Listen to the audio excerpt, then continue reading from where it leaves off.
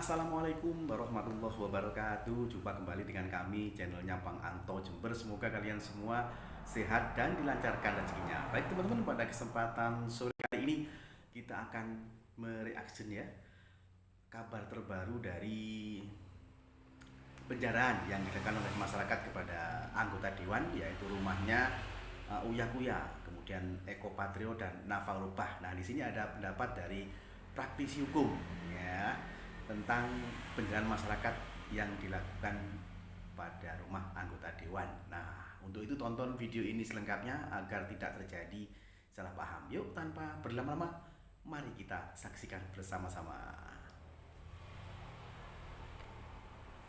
TV. Ya. Kalau siapa orang mau terkenal tiap hari Rabu kan aku jadi host di berbagai TV, aku kan udah pada nolak. Nanti tiap hari Rabu kan gua host di Metro TV, siapa tahu mau ras menjadi asisten gua, lumayan. Soalnya honor gua di Metro TV itu 50 juta sekali di host. Nanti gua kasih sama dia honor asisten deh. Ya Rasman ya, kasihan deh. Memang kliennya masih ada nggak sekarang? Bang, dikit dong satu lagi bang soal ini bang, istilah non aktif sama pemecahan itu beda gak sih bang? Istilah DPR itu kan istilahnya ada yang udah, gua nggak mau bahas itu lah. Lu tanya kepada si Rocky Gerung dong. Penjara bang, kalau penjara itu dia hukumnya seperti saya hanya pesan kepada keluarga yang anaknya masih di penjara karena demo, kecuali penjarahan ya. Hotman 911 seluruh Indonesia ada pengacara gratis. Kalau ada yang masih di penjara atau kalau masih ada keluarganya yang meninggal mau nuntut, silakan hubungi Hotman 911 di seluruh Indonesia, kita ada tim dan semua gratis, hanya itu aja. Ya, dari awal saya udah ngomong dan bahkan tim saya udah ketemu juga, keluarga si Afgan udah ketemu juga, okay? Ya, jadi kita belum tahu apakah mereka akan menuntut proses hukum, kan mereka masih nunggu bagaimana kira-kira Mabes Polri terhadap yang nabrak itu kan, kita belum tahu, ya. Soal penjaraan itu bang, gimana sisi hukumnya maksudnya? Apa? Penjaraan itu gimana bang? Tunjangan rumah dinas nih 50 juta per bulan.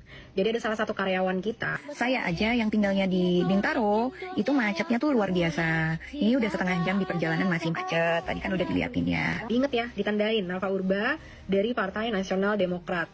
Ini apa yang dia bilang di videonya. Jadi dia bilang kalau misalkan, aduh susah banget nih dari Bintaro ke Senayan, itu jauh, macet gek. Dia fungsinya apaan? Duduk di parlemen kalau bukan untuk menyelesaikan masalah-masalah yang dihadapi masyarakat. Macet dia siapa? Ratu yang dia harus diistimewakan dibandingin masyarakat yang lain. Macet berdesak-desakan di KRL, naik transportasi umum, ya itu kehidupan masyarakat Indonesia. Terus dia bilang lagi, banyak orang DPR dari luar yang ke Jakarta nggak punya tempat tinggal, jadi mereka harus ngekos. Terus apa yang aneh dari itu semua? Emang dikira karyawan-karyawan saat kita kerja nggak begitu? Aku aja pindah ke negara lain harus bayar sendiri apartemennya gara-gara harus kerja. Tolong ya, anggota DPR, nggak usah gila hormat, merasa kalian itu harus dispesialkan. Kalian itu karyawan. Hasil kerjanya nggak jelas, gila hormat, minta dispesialkan. Kalian pikir kalian siapa? Punya empati lah. Coba naik transportasi umum kayak masyarakat-masyarakatnya. Hiduplah seperti masyarakat, kan kalian wakil dari masyarakat. Si Nafa Urba ini merasa cantik banget, gengs. Ngerekord video di mobil gitu ya, rapih, dengan dandanan make up full. Ya gimana nggak telat? Kalau mau kerja aja dandannya harus kayak gitu, mbak. Ya ampun, kalau mau kerja di parlemen apalagi ya, yang dipakai itu otak, bukan muka.